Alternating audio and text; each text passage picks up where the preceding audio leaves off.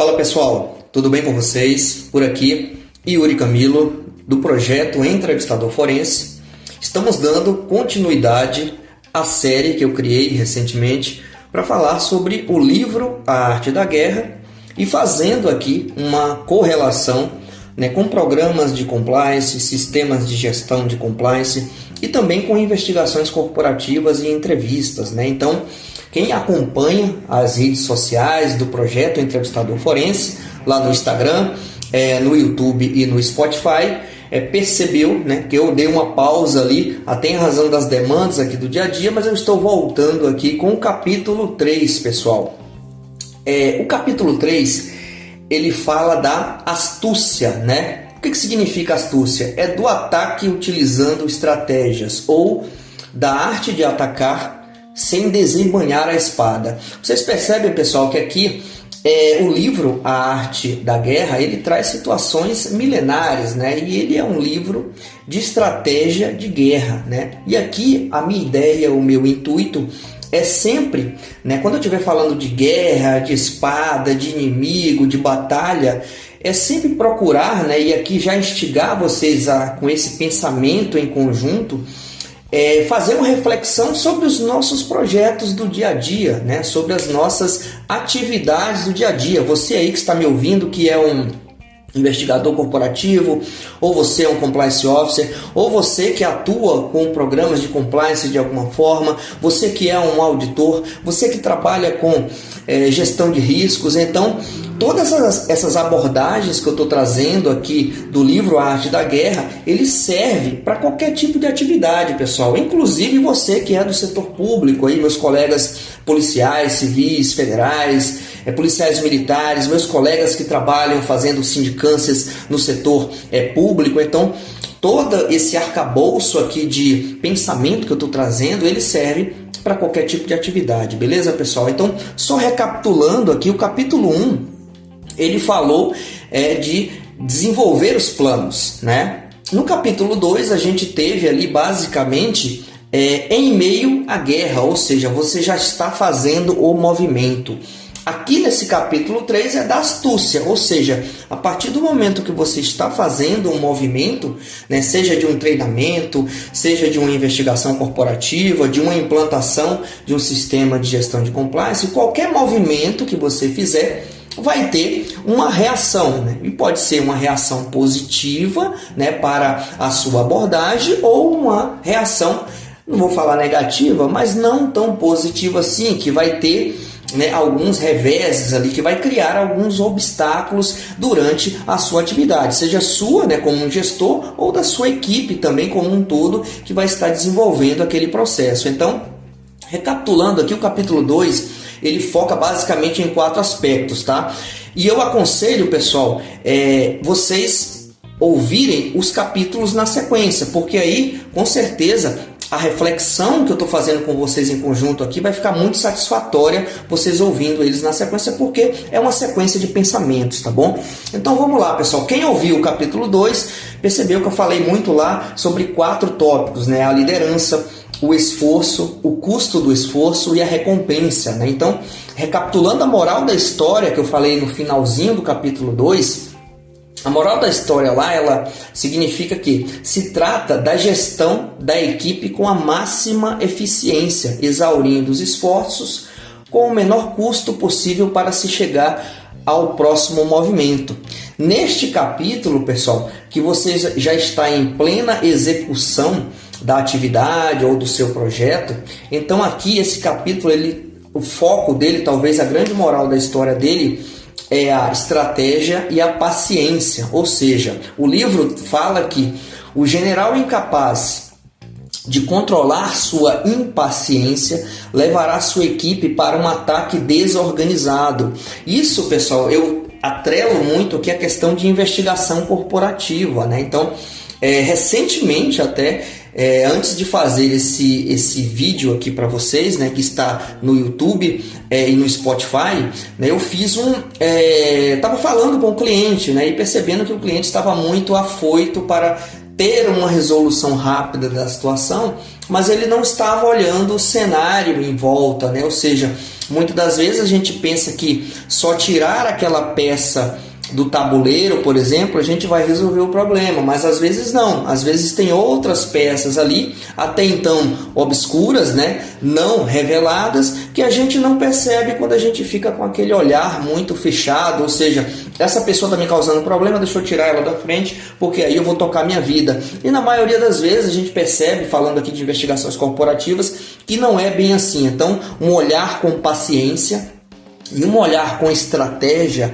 ele tem um resultado muito significativo lá na frente. Até sobre paciência, eu tenho uma pílula no Spotify que eu falo bastante sobre a questão da paciência, né, nas investigações e nas entrevistas. Beleza, pessoal? Então vamos avançando um pouquinho aqui. Falando em termos de gestão de projetos, né, essa atitude, né, da astúcia, que é o título do capítulo 2, né, essa atitude ela está inteiramente relacionada à avaliação e controle do desempenho do seu processo. Então a gente está falando aqui de você avaliar e de você controlar o desempenho do seu projeto ou do processo que você está em andamento ali. Mas, Yuri, qual é o projeto? Pessoal, o projeto pode ser o andamento da estruturação de um sistema de gestão de compliance nas empresas de vocês, pode ser o andamento de uma investigação corporativa já em curso, pode ser o andamento de uma avaliação de riscos, de uma gestão de riscos ou de uma gestão de crise, por exemplo, que você está já com uma atividade em andamento dentro da sua empresa. Então, a paciência, o livro diz o que também? Que a paciência leva à ocorrência de operações mais rápidas e inteligentes. Ou seja, a ideia aqui é você se posicionar bem. Você está num campo ali, você está num campo progredindo. E o capítulo 3 da astúcia, ele fala para você olhar estrategicamente para o campo, observar os seus movimentos com paciência e com estratégia. Então é bem interessante esse capítulo, pessoal. E aqui a gente lembra muito nesse capítulo, pelo menos eu estou lembrando muito nesse capítulo, da metodologia DMAIC do Seis Sigma. Muitos de vocês já devem ter estudado, né, principalmente quem já estudou gestão de projetos, falar sobre o DMAIC, né, do Seis Sigma. E eu vou trazer aqui, a partir da leitura, um pouquinho de cada pedaço aqui desse capítulo, eu vou trazer aqui como que a gente pode utilizar cada acrônimo aqui, cada sigla do DMAIC, atrelando aqui a questão da astúcia que é trazida nesse capítulo 3, beleza, pessoal? E o DMAIC, pessoal, do Seis Sigma, ele basicamente é a utilização para você maximizar os resultados. Então, falando aqui do D, né, que é o definir do DMAIC, significa o quê? Para você selecionar pessoas especializadas, até em áreas diferentes, com vários pontos de vista, para que você possa maximizar todos os resultados, avaliar problemas de forma mais objetiva, focar nos projetos mais relevantes e viáveis, pensar nas melhorias que podem ser feitas ao longo, né, do passo a passo, ao longo da atividade. Então, você está em movimento, né? Quem está acompanhando os capítulos, a gente planejou, a gente está em meio à guerra e agora a gente precisa utilizar a astúcia. Então, você está em movimento.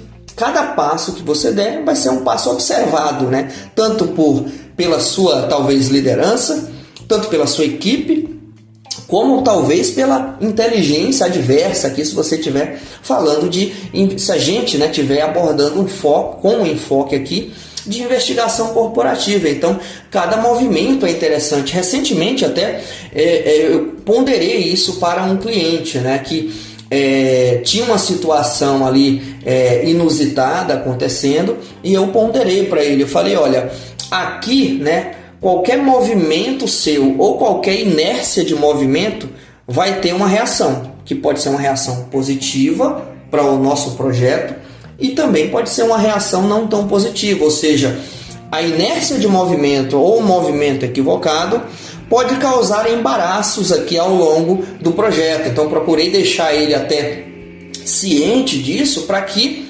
ele olhasse de uma forma com astúcia, né? Ou seja, eu estou no meio do campo, eu estou com o jogo em andamento, qualquer ação que eu tiver vai ser observada. Esse aqui, pessoal, é também uma das moral aqui da história, né, desse capítulo 3, beleza? Continuando, pessoal, o que é que o livro diz? O livro diz que a forma mais elevada de estratégia é frustrar os planos do inimigo. Quando se trabalha buscando criar ou preservar, por exemplo, a conformidade dentro das empresas, ou seja, um sistema de compliance dentro das empresas, devemos ter ciência que nós, né, como operadores de compliance, compliance officers, nós vamos incomodar.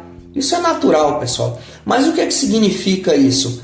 Esse incomodar? Significa que a gente vai fazer pessoas sair da zona de conforto, a gente vai fazer com que pessoas talvez se incomodem um pouco com as nossas ações. Então, a melhor estratégia é identificar, né, possíveis contrapassos, né, que a gente está dando, possíveis estratégias de planos adversos e tentar neutralizar, reconhecer, né,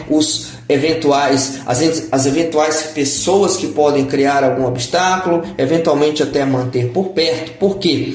Porque a vitória é descobrir, né, a fraqueza do oponente. É isso que o livro traz, né? A vitória é descobrir as fraquezas do oponente. E aqui, pessoal, oponente em sentido figurado. O oponente pode ser até você mesmo, tá? Pode ser até a sua equipe, pode ser até alguém, né, que está tentando, de certa forma, não ser tão proativo ou aderente ao sistema de gestão de compliance da empresa, ou a uma investigação corporativa, ou a uma avaliação de riscos da sua empresa. Então, o oponente aqui, lembre-se, pode ser até você mesmo, né? Caso você não esteja se enxergando, né, fazendo uma autorreflexão ali para ver se você está naquele caminho correto. O livro diz também, pessoal, que se a ideia é sempre vencer, haja com prudência.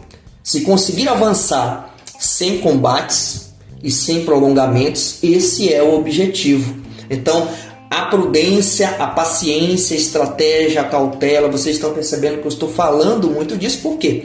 Porque a gente está no meio do jogo, a gente está com o jogo em aberto aqui, a gente está com o nosso sistema de gestão de compliance ou com a nossa investigação corporativa em aberto, em andamento. E a gente precisa observar tanto os nossos movimentos quanto os movimentos da outra parte também, se assim existir outra parte. Porque às vezes, né, quem é o nosso próprio oponente somos nós mesmos, como eu acabei de dizer. E isso é um ponto trazido no livro, tá bom, pessoal? Aqui eu coloco já o M, né, do DMAIC, que é o medir. O que é que significa o medir? Significa ao longo, né, do processo, ou seja, eu estou colocando muito campo aqui porque eu acho que o futebol, né, ou qualquer jogo, ele extrai bastante aqui de uma forma mais visual, né, e até um pouco lúdica o que eu estou querendo dizer, né? Então, avaliar o desempenho, né, ao longo da atividade, comparando até o antes e depois. Às vezes você está no primeiro tempo ali, quando você já está no segundo tempo do jogo, você consegue comparar, né, o antes e o depois. E se não houver nada para comparar, você pode também fazer um benchmark, pessoal. Então é isso, né? Se você não tiver nada para comparar, ou seja, eu entrei agora na empresa, talvez, né, não existia um programa de compliance, eu não tenho nada para comparar, né, o depois, né, com o antes, né, ou o antes e o depois. Então faz um benchmark ali, verifica empresas talvez do mesmo segmento que já tenham, né, passado por esse time aí, que você consegue até ver entender das pessoas quais foram as principais dificuldades, os principais desafios, tá bom, pessoal?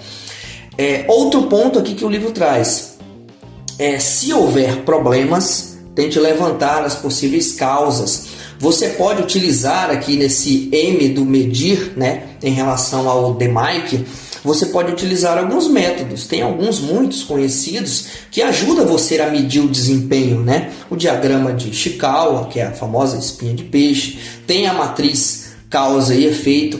Tem a matriz Gucci também, ela fala de gravidade, urgência e tendência. A matriz Gucci, pessoal, ela é interessante quando estamos talvez falando de uma gestão de riscos ali. Por exemplo, né, se você está talvez investigando uma situação de suspeita de tráfico de droga, por exemplo, nos portos brasileiros. Você aqui está me ouvindo, trabalha em porto ou trabalha na área de logística, né? Você se depara sempre com esse tipo de situação, às vezes furtos, né, durante o trajeto, ou até situações de aliciamento ali relacionado a tráfico de drogas, organizações criminosas. Então é bem interessante de você talvez, né, criar, né, e retroalimentar talvez uma matriz Gucci, né? Além de uma matriz de probabilidade e impacto, você pode utilizar uma matriz Gucci ali, imputando, né, qual é a gravidade dos cenários que você está encontrando, qual é a urgência da tomada de uma ação, de uma decisão, e qual é a tendência, né, daquele cenário acontecer. Ou seja, se é iminente, né, se é uma situação de risco iminente, ou se você eventualmente, se fizer um tratamento básico ali, você consegue manter aquele risco residual, ou seja, aquele risco já tratado, que você eventualmente vai ter que conviver com ele por algum tempo. Beleza, pessoal? Vamos avançando aqui. O livro também, ele diz que o ideal é vencer sem resistências, né? Sem combater, evitando divisões, né? E que conservar os domínios é dissipar a resistência sem luta. É bem interessante, vou até repetir essa frase aqui. Conservar os domínios é dissipar a resistência sem luta. Muitas das vezes, pessoal, você apenas conservando os seus domínios, você avança, né? É interessante isso, falando de um jogo, né? Muitas das vezes você joga retrancado, né? A gente sempre escuta isso em futebol, né? Faz uma defesa bacana quando você já avançou significativamente, você faz uma retranca ali para que não tenha retrocesso, e só o fato de você, né, conservar os domínios, você começa a dissipar uma resistência, você começa a criar uma cultura de resistência ali dentro da sua empresa. Então é bem bacana isso. O livro diz também, pessoal, o seguinte, né? E aqui eu trago uma correlação com nós profissionais. Você que é profissional de qualquer área, você vai encontrar resistência, né? Mas a lição aqui é não combater. Ou se for combater, não vá despreparado, tá bom? Avalie as perturbações e necessidades de manter sua área abrigada. E aqui eu estou falando novamente de conservar os domínios, né? Visando impedir danos. Ou seja, se você já está ganhando, conserve ali os seus domínios para que você não sofra um retrocesso, tá bom? E ali você consegue, de certa forma, falando aqui da arte da guerra, construir algumas trincheiras de proteção. Talvez uma trincheira de proteção aqui falando de bate-pronto seria você fomentar agentes de compliance nas suas unidades, né, que você tem Brasil afora, né? Você criar pessoas-chave ali para que sejam os primeiros combatentes, né, digamos assim, dê o primeiro combate, ou dê a primeira prevenção, ou dê o primeiro treinamento. Então é interessante de você se fortalecer em todos os seus flancos, né? A gente olhando aqui com um cenário de combate, tá bom? Mas sempre lembre, pessoal, o livro, e eu vou frisar isso novamente, o livro fala de combate, de inimigo, de guerra, de oponente. Aqui, né, o que eu estou trazendo para vocês é tudo em sentido figurado. A minha ideia aqui é que vocês reflitam, né, e coloquem em prática o que eu estou falando aqui com base, né, nas dificuldades eventualmente que vocês encontram no dia a dia. Então, a moral talvez da história aqui dessa parte do livro, né, do A, né, por exemplo, aqui do analisar, do DeMike, é você conservar. Ele diz, né, o livro diz, né, conservar é uma virtude. O bom negociador avança ou toma terreno de forma intacta. A intenção não é destruir, mas sim conquistar. Muito interessante essa frase, né? Ou seja, você avança, toma terreno de forma intacta. A intenção não é destruir, mas sim conquistar. Ou seja, você não avança em um sistema de gestão de compliance destruindo, né, situações. Muito pelo contrário, você coopera para conquistar, né? É um ponto bem interessante. E aqui a gente leva para o lado de investigações corporativas também, que a lógica é a mesma. Então, quando a gente está trazendo aqui o A, né, pessoal, do DeMike, que é o analisar, significa, às vezes, pensar na causa raiz do problema, analisar as melhores formas de contra-atacar eventualmente, criar oportunidades de melhoria, né? E aí você consegue chegar ao fundo. Às vezes, se você está com um problema, você consegue chegar ao fundo do problema. Uma metodologia que pode ser utilizada é os 5 porquês, com o intuito de identificar a causa raiz de algum problema. Ou seja, você vai sempre perguntando por quê, até chegar à causa raiz do seu problema. Beleza, pessoal? Avançando aqui, o livro diz que há 3 maneiras de um líder atrair fracasso para sua equipe. Vou repetir. O livro diz que há 3 maneiras de um líder atrair o fracasso para sua equipe.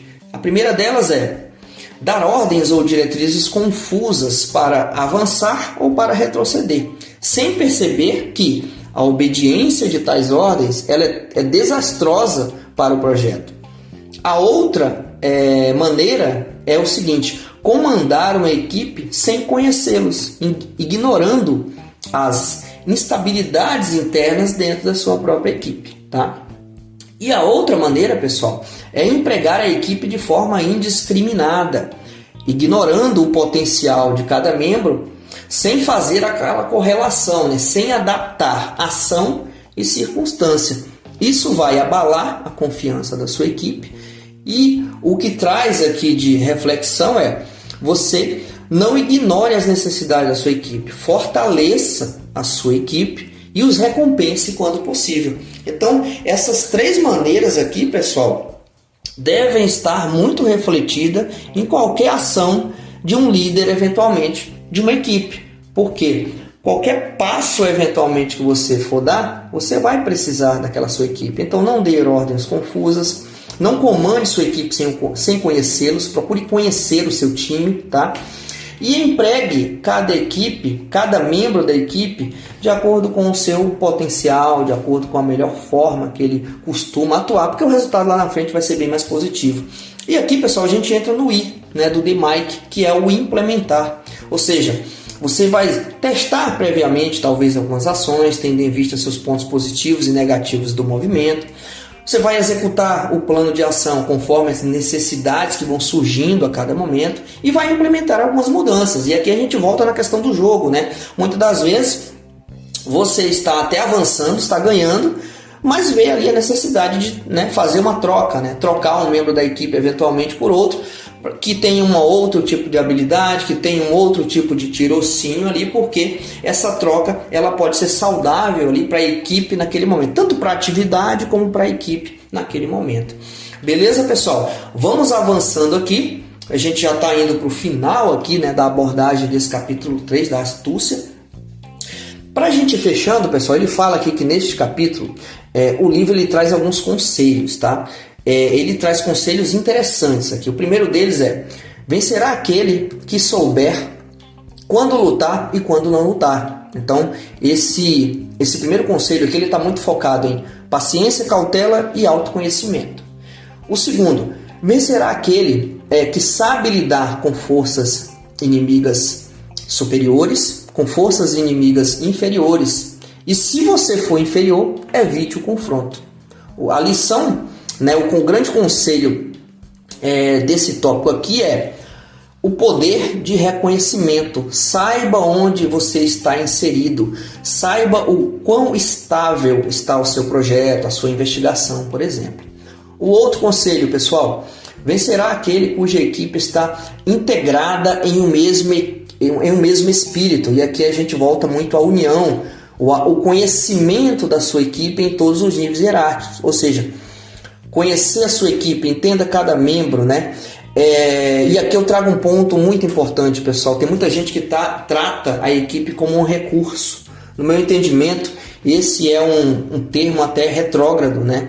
Ou seja, o membro da sua equipe não é um recurso, né? Ele é uma pessoa, né? Ele está ali inserida naquela situação, naquele projeto, naquela demanda, mas ele é uma pessoa, né, que tem seus pontos positivos, seus pontos a melhorar, que tem suas angústias, né, suas motivações. Então, saiba entender isso, né? E aqui repetindo, o membro da sua equipe ele não é um recurso, ele é uma pessoa importante daquele processo, mas ele é uma pessoa, ok? O outro conselho aqui, pessoal, vencerá aquele que, tendo se preparado, espera para o ataque quando o inimigo não estiver preparado. O foco aqui desse conselho é a preparação, tanto do projeto, quanto também da avaliação de quão forte você está e quão forte a equipe, né, a parte adversa, a contraparte está também. Então a preparação é super interessante, pessoal. E aqui eu trago especificamente o ponto de entrevista, que eu fiz um comentário recentemente sobre a preparação, né? Então, esteja preparado quando você for fazer uma entrevista investigativa, por exemplo. Então, esse é um conselho aqui trazido também do livro Arte da Guerra. Beleza, pessoal? E o último aqui, vencerá aquele que tem habilidade e não sofre interferência externa. Aqui a gente está falando, pessoal, de contra-inteligência, que é a proteção, tanto do seu projeto quanto da sua equipe. Ou seja, vou repetir, vencerá aquele que tem habilidade e não sofre interferência externa. Então, a contra-inteligência, que é a proteção tanto do projeto, da sua demanda, da sua equipe, ela deve estar muito atenta para não sofrer interferência externa. E aqui a gente entra no C, né, a última sigla aqui do acrônimo DMAIC, que é o controlar, que significa o monitoramento. Monitore o desenvolvimento do seu plano de ação, né, da atividade que está em andamento, estabeleça até critérios de autoavaliação, né, avalie o desempenho tanto seu como da sua equipe e utilize procedimentos de melhoria contínua de acordo com as necessidades que vão surgindo. Beleza, pessoal? Para a gente finalizar aqui, né, esse capítulo 3 da astúcia, o livro ele traz uma célebre frase que eu particularmente costumo usar muito quando eu estou dando treinamentos, né, de investigação corporativa ou de entrevistas investigativas.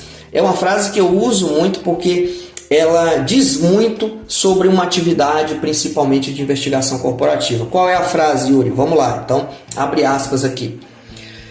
Se você conhecer o inimigo e conhecer a si mesmo, não precisará ter medo do resultado das batalhas. Se você conhecer a si mesmo, mas não conhecer o inimigo, para cada vitória sofrerá uma derrota. Se você não conhecer o inimigo, nem a si mesmo, irá fracassar em todas as batalhas. Então eu acho, pessoal, essa frase muito interessante. Tirando aqui, né, a questão de batalha, derrota, inimigo, a gente fazendo uma correlação para o nosso projeto, para a nossa atividade, seja na questão de compliance especificamente, seja na questão de investigação corporativa, né, essa frase aqui ela traz lições muito interessantes e principalmente da gente se conhecer, né, da gente se preparar e da gente também, a cada movimento que a gente estiver dando, a gente pensar com a cabeça, né, do, entre aspas, aqui inimigo, pensar com a cabeça de que, olha, se eu tiver uma reação adversa, qual será? Para que eu esteja cada vez mais preparado. Então eu gosto muito dessa frase e sempre trago ela no final dos meus treinamentos para, né, pensar em conjunto, fazer com que o pessoal também saia um pouquinho fora da caixa.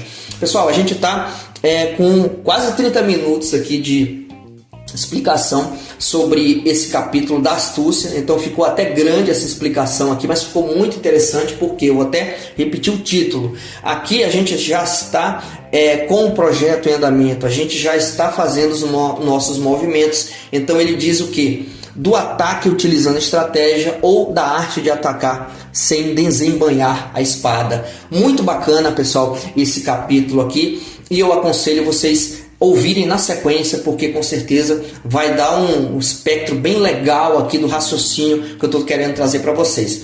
Ok, pessoal? Essa é a continuidade, né, da série A Arte da Guerra, focando em compliance, investigações, mas podem fazer uma correlação com qualquer tipo de atividade que vocês desenvolvam. Eu sou Yuri Camilo, do projeto Entrevistador Forense. Na sequência, a gente já vem com o capítulo 4 aí para dar continuação a essa série bem bacana. Um abraço, até a próxima. Tchau, tchau.